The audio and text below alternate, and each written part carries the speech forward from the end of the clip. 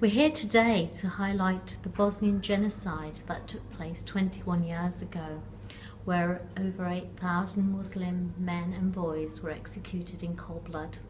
And just because they were seen to be different. To gain more of an understanding of what sort of resources we would have for providing the Bosnian community with mental health support. As John Short, the Chief Executive, I know all the answers, and I'm certainly not presenting it as something that says, oh, I know the answers for Bosnia, and I certainly wasn't saying to the Prime Minister yesterday, oh, I've got a really good solution for your country. Within Bosnia, because of the siege, particularly in Sarajevo and across the country, medical supplies were very limited. And a lot of lives were lost, and actually a lot of the massacres that took part in Sarajevo, my father was the reason why we came over to England, because he was injured in Sarajevo. Go into the factory and say we want to separate out the men and the boys from the other women and the children. And what they then did was they bust out the women and the children, and the men fled because they knew what was going to happen.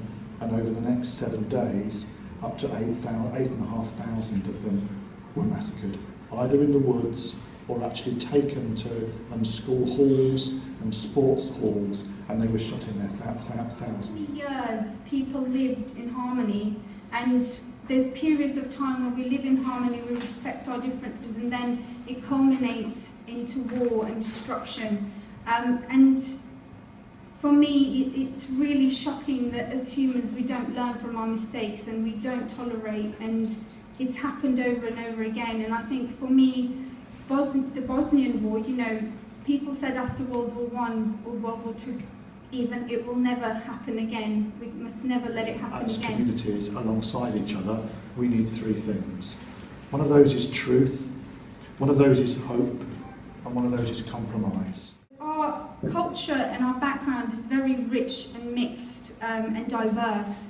And I think in Sarajevo, if you have the pleasure to visit, and I highly recommend it as a tourist destination, you will see that actually the synagogue, the mosque, the church, it's all very close proximity. One point is that we are an incredibly resilient community.